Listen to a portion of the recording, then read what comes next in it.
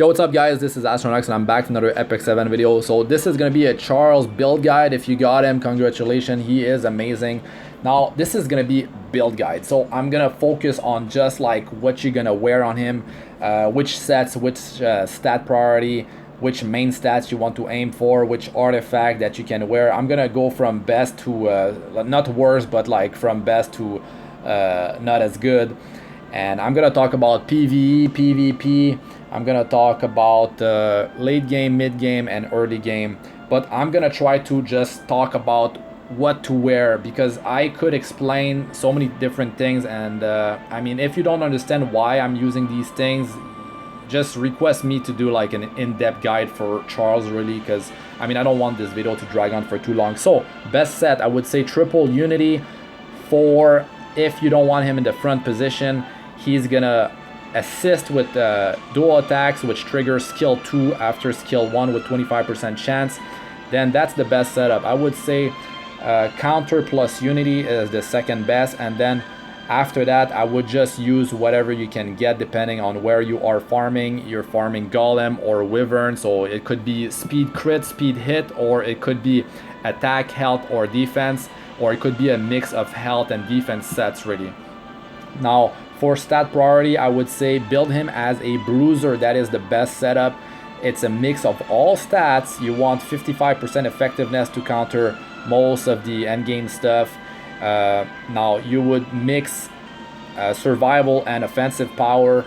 You want enough health percentage and defense percentage on your gear to survive whatever you are fighting, whatever content you're doing, and then just put the rest in crit chance, critical damage, attack percentage, and speed. Speed is actually really important for him, so he can cycle through his skills more often, have a higher attack buff uptime on the rest of your team, apply attack down debuff more often, remove buffs off of the enemy with skill 2. So it's very important for him to have speed. So I would say for the main stats, you would go with crit damage neck. You would go with health percentage or defense percentage ring, and you would go with speed boots. Now if you use him as pure offense in late game, you could go with attack percentage on your ring, and with like if you go with triple unity, and yeah, I mean it's gonna be crazy. You could go with a critical chance necklace if you don't have enough critical chance on the rest of your gear, on your substats. Now, of course, if you are in early game and mid game, forget about the bruiser setup, guys. Go for a tanker setup. Go for health percentage, defense percentage, effectiveness, and speed. That is the safest way to approach it. Go with frontline position on him. He's got defense buff already, so that's just great, and he's gonna disrupt the enemy team. He's gonna disrupt the enemy, lowering the amount of damage your team takes with applying attack down debuff, cutting the attack of the target in half, and removing its buff, which could be attack buff, defense buff, crit buff. Like, it's gonna really increase your team's survival. Do not overlook how strong attack down debuff is. 55% effectiveness, guys. Aim for that. Now for other type of setups for main stats, you would go, if you're a tanker, of course, you would go with a necklace that is health percentage or defense percentage mix. Have one health percentage and the other defense percentage. It's better to not have both the same thing, so it's gonna increase his survival that way. And always go for speed boots, guys. That is the best way to go about it for him. Now for artifact, I would say Elbrus Ritual Sword is the best by far, because you can counter attack whenever one of your ally gets hit, and this can trigger from a single attack and an area attack, so it's really strong. And when he counters, he's gonna use skill 1, which applies attack down debuff, and maybe trigger skill 2 with a 25% chance. If you don't have it, go with Hilag Lance if you want to cycle through his skills as fast as possible, or you could go with good old Aureus to increase your team's survival. Now if you build him as a tanker and you do have Noble Oath, definitely use it, because it's gonna increase his survival by a lot. You can also go, I mean, Holy Sacrifice if you don't have access to the other thing, but I don't think it's gonna be him surviving that's gonna be an issue. So Aureus could be the better option in most cases. Justice for All, I don't like it, it's too random, but you could try it out. he already has defense buff and attack buff. So I mean, the other ones are not that important and not reliable really. It's only one turn, guys. Nothing crazy. It's not even 100% chance, only 75% chance at plus 15 enhance. Aureus is definitely much safer if you're using him as a tanker. It's gonna increase your team survival. Now back onto Charles. So really, it depends where you are at in the game and which sets you can farm. But I talked about the triple unity being the best, followed by counter plus unity.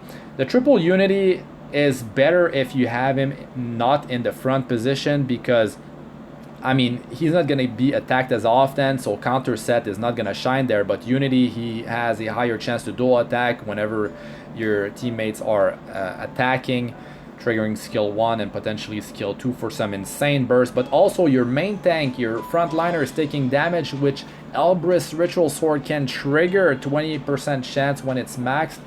I mean, it's so many counters, and if an area attack hits your team, that's 20%, 20%, and 20% 3 times, because it hits 3 allies, unless you're using him in Guild Wars.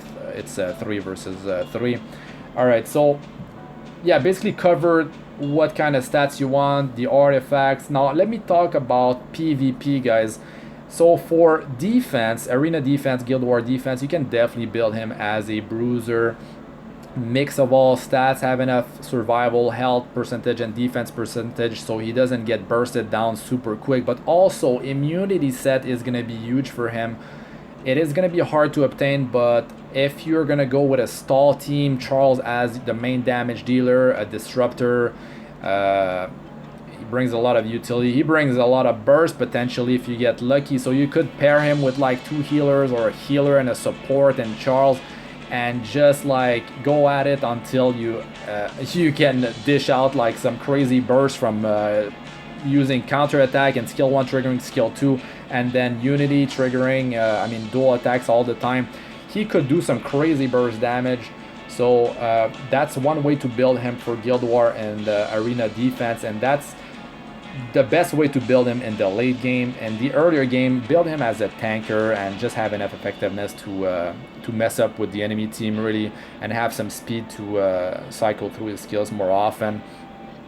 Now if you want to use him in PvP in an offensive cleave setup, you want to have speed set with crit set, so he can deal as much damage as possible and be quick and go after your combat readiness booster, before of course your cleavers.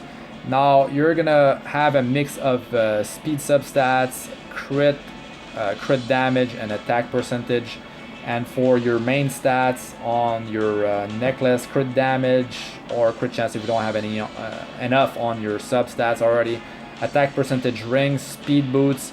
And for the artifact, if you think that you're not gonna clean the whole team after your burst, you could just use Elbrus Ritual Sword. But if you want as much damage as possible, go for Exorcist Tonfa or Card of Small Miracle to increase the damage of output of your whole team.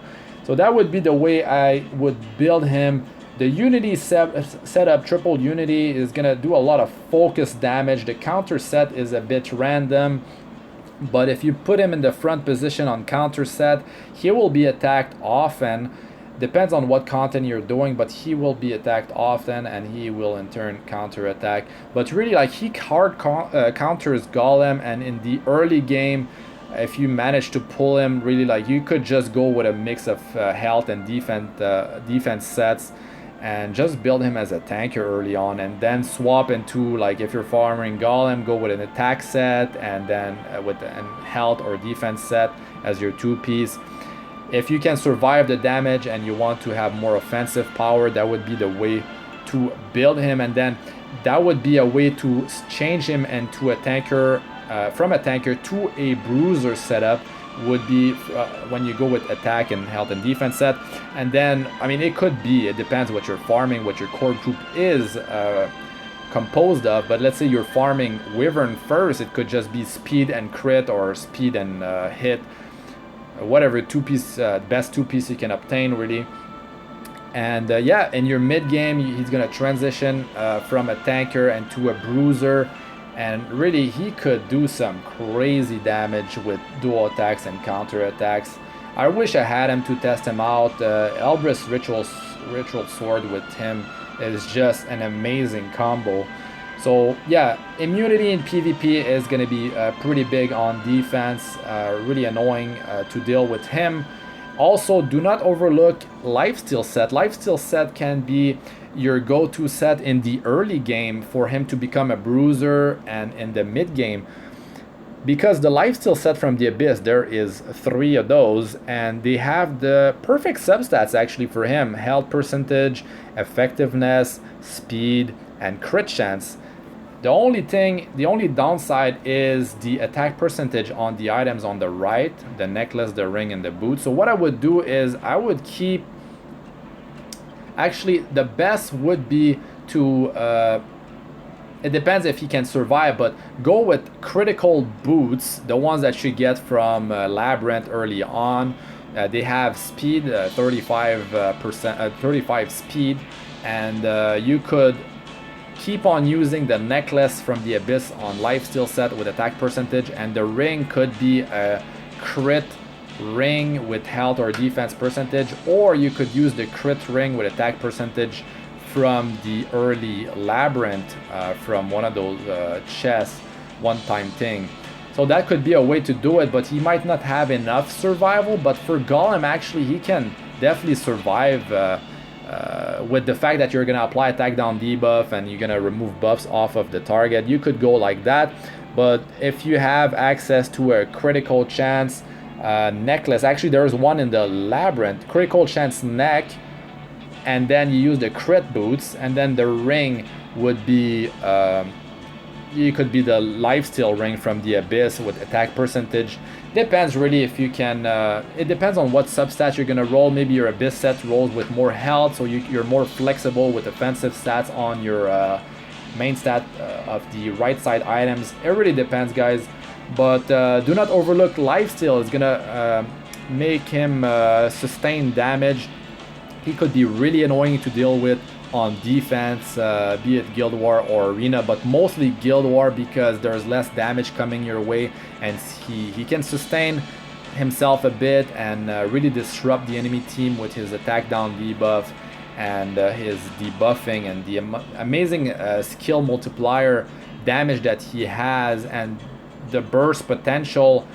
If you do have Elbrus Ritual Sword, and later on when you get counter and unity set or triple unity, really like a great hero overall. Congratulations once again if you got him. I'm Astronox. Like, comment, and subscribe for more. Check out my other videos if you haven't already. And let's just look at this crazy good looking animation to end this. Alright, that's it for this one, guys. Peace out for now.